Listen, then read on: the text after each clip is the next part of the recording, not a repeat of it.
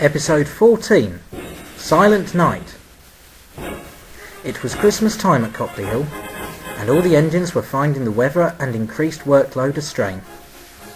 Arthur had been overhauled at Ardsley and looked splendid in a new coat of Brunswick green paint. The other Pacifics, Alan, Scott and Sir Ralph, were all a little jealous of the little A2's new paintwork. "It does look smashing," Alan said, staring at Arthur's paintwork with envy. "I like the finish," Scott remarked, "but I prefer my old apple green paint." "I agree," Sir Ralph sniffed. "It's a little too close to Great Western Green for my liking." Nigel groaned. He was trying to sleep. It had been a tough day for him, and he knew what was coming next. "What's wrong with Great Western Green?" Hawke asked Sir Ralph huffily. "Nothing at all," Sir Ralph replied. "I am merely of the opinion that us larger engines would look better in colours like, well, garter blue, apple green."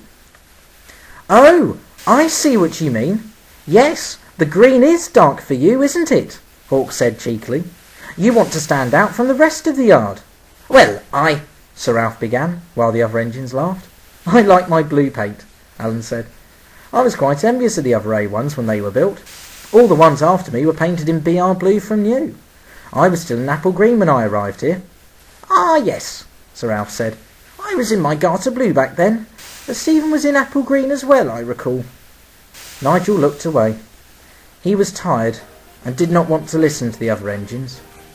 He had always been painted black, and that suited him fine. But recently his paintwork had been getting progressively worse. In fact, his entire condition had been getting worse. Rust was appearing in patches and on his running plate. Dust covered his smoke box and boiler. He felt out of breath every time he moved forward or backwards. His only relief was when he was allowed to rest. He had always said, "I'll come when I'm called," and not before. But he was beginning to wonder now. He was just getting back to sleep when he heard whistling from the other engines. Hawke was getting ready to leave the yard. His brake van had been polished, his paintwork glistened, and his light engine head code shone brightly for all to see. "Goodbye, Hawke," Stephen said. "We'll miss your hard work and determination." The other engines agreed. "Bye, Hawke," Alan called to him. "Make sure you catch the result of the next Newcastle match."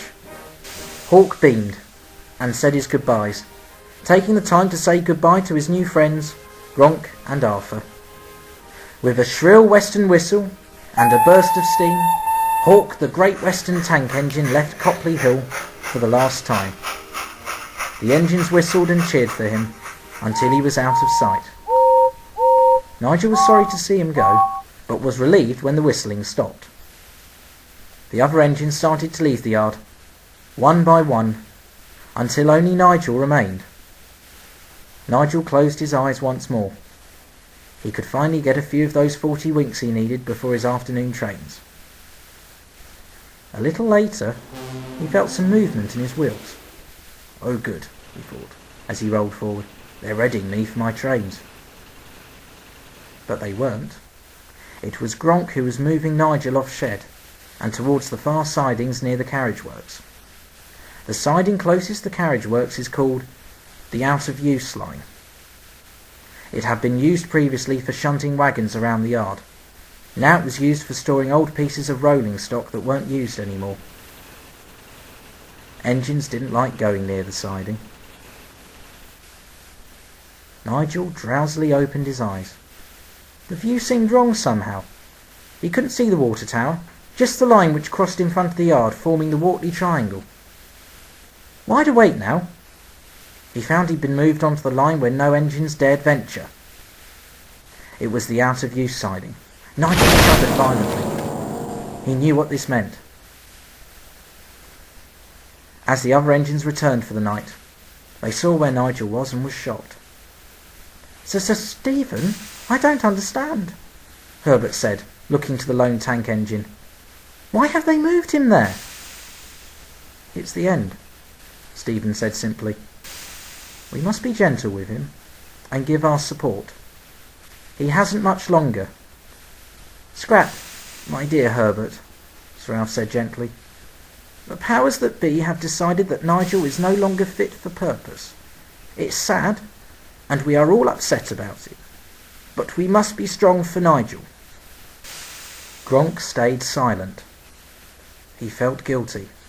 If he had known that this was what he would be doing, he would have done something to buy Nigel some time, blown a fuse, spluttered to a halt. As it was, he had taken one of his new friends, and for scrapping, and he was the sadder for it. He scuttled to the back of the shed, ashamed. The engines wanted to stay and talk to Nigel, but the night was drawing in and their drivers were putting them back onto their respective roads in the shed. On the out-of-use line, Nigel shivered. As the sun set and everything grew dark in the yard, the cold wind started to blow in. Snow seemed to come and go, and soon he had a coating of snow across his boiler.